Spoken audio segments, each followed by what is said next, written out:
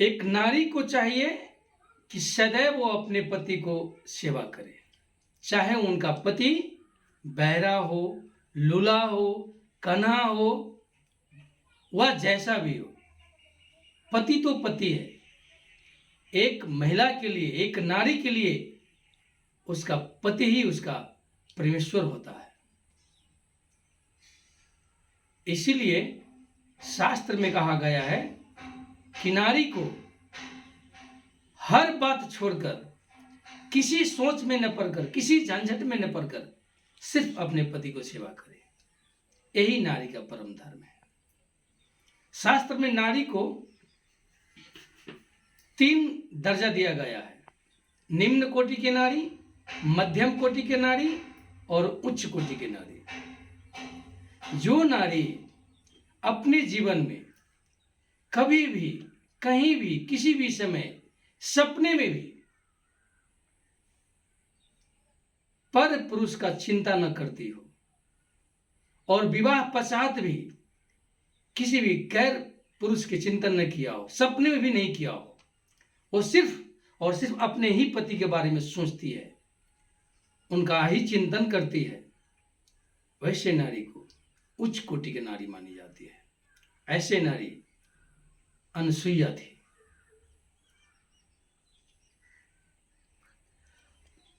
और मध्यम कोटि की नारी वैसी नारी को मानी जाती है जो नारी अपने प्रतिबद्धता, जो धर्म होता है, उसे तो निभाती है और सिर्फ अपने पति के बारे में ही सोचती है, परंतु संसार में और भी जो पुरुष है उन्हें, अपने से बड़े को, बुजुर्ग को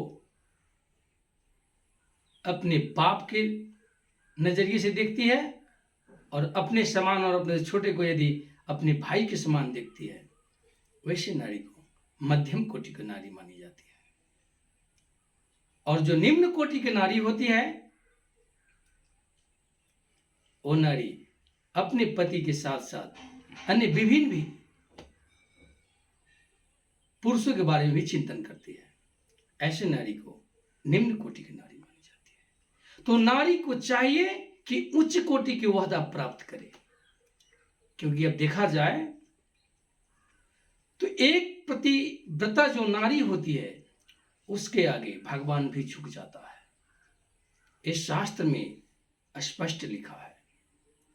आपने देखा होगा कि एक नारी के लिए उसका पति का रूप, उसका पति का संगठित शरीर, उसका पति का धन दौलत कुछ मायने नहीं रखता है। आप ये बात अनसुईया से सीख सकते हैं कि जिससे अनसुईया का विवाह हुआ था, वो न तो रूपवान था, न धनवान था, न बलवान था, परंतु अपने पति के लिए वो जो पतिव्रता धर्म निभाई, और वो देखकर त्रिदेव भी उनके आगे नतमस्तक हो गए। इतना ही नहीं, सूर्य की गति को भी रोक दी गई थी अनसुईया के माध्यम से। और मरते हुए पति को भी बचाने की क्षमता रखती है एक पतिव्रता नारी। एक पतिव्रता नारी चाहे तो काल को भी रोक सकती है, वो काल के भी अपने सामने झुका सकती है, वो शक्ति होती है नारी में। लेकिन नारी को पतिव्रता होना चाहिए। कहा जाता है कि एक नारी के लिए उसके पति के बिना इस जीवन में कुछ भी नहीं है, ये जीवन खाली है। इसलिए कहा जाता है कि परमेश्वर बिन मंदिर सोना, राजा बिना दरबार, सिंदूर बिना मांग है सोना, बिंदिया बिना लीलार, पति बिन सोना है संसार। कहते जिस तरह एक मंदिर भगवान के बिना सुना होता है, एक दरबार राजा के बिना सुना होता है, जैसे एक विवाहित महिला की मांग सिंदूर के बिन सुना होता है, जैसे उसके लीलार एक बिंदिया के बिन सुना होता है, इसी तरह एक नारी के जीवन एक पति के बिना सुना होता है। जिस नारी के जीवन में पति नहीं है, उसके जीवन का कोई अर्थ नहीं है। इसीलिए नारी को चाहिए सिर्फ अपने पति को सेवा करे। नारी के सामने भगवान भी कुछ नहीं है, उसके पति के सामने भगवान भी कुछ नहीं है। जो नारी अपने पति को सेवा नहीं करती हो, उससे भगवान भी खुश नहीं रह सकता। इसीलिए कहता है कि पति ही जप है, पति ही तप है, पति है तीरथ हजार, पति से ही पत इस तन की है, पति बिन विपत्ति हजार, पति बिन सुना है संसार। जिस नारी को अपने पति के सेवा में मन न लगता हो, उसके लिए न कोई जप मायने रखता है, न कोई तप मायने रखता है। अर्थात एक नारी के लिए उसका पति का सेवा ही जप है, तप है। उसका पति का सेवा ही चारों धाम है। पति से की सेवा से बढ़कर न कोई धाम है, न कोई तीर्थ है। लाख धाम कर लो, लाख तीर्थ कर लो, यदि अपने पति को सेवा न करती हो जो नारी, उसके लिए वो सब तीर्थ सब धाम बेकार है। और बिना पति के जीवन नरक के समान हो जाता है। इसलिए कहते हैं, एक पति व्रत रहे जगत में, बाकी व्रत सब बेकार।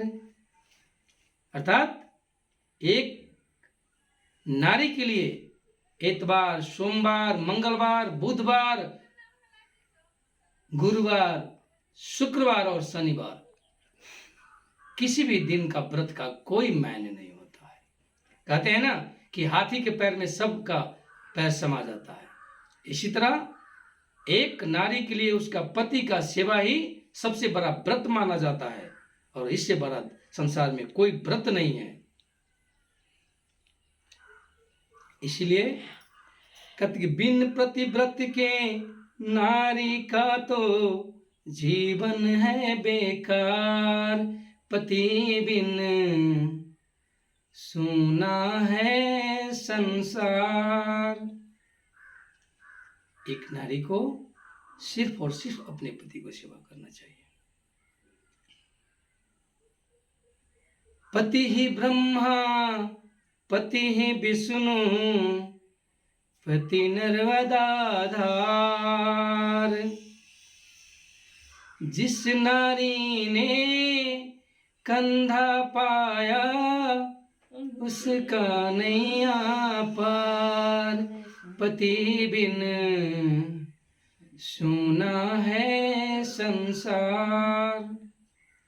एक नारी के लिए ब्रह्मा, विष्णु, महेश, त्रिदेव तीनों लोक का देवता, उसके पति से बढ़ के एक नारी के लिए कुछ नहीं है। अतः चाहिए कि नारी को सिर्फ और सिर्फ अपने पति को सेवा करे। हमारे समाज में कहते हैं कि दुश्मन का भी बेटी का कभी मांग सुना न हो। अर्थात एक नारी, पहले के जमाना में जो नारी होती थी, वो नारी अपनी मांग में यहाँ से शुरू करती थी और पूरे मस्तक तक सिंदूर लगाती थी। वो चाहती थी कि मेरे पति जो है वो दीर्घ आयु हो जाए, लंबे समय तक जिए और मैं सदा सुहागिन रहूं, पति को जय सेवा करती रहूं। परंतु आजकल के नारी तो बस थोड़ी सी सिंदूर लगा लेती है। मुझे लगता है कि वो नहीं चाहती है कि मेरे पति लंबा आयु तक जिए, जल्द ही छुटकारा मिल जाए। काहे चाहिए पति, कौन उतना सेवा करेगा।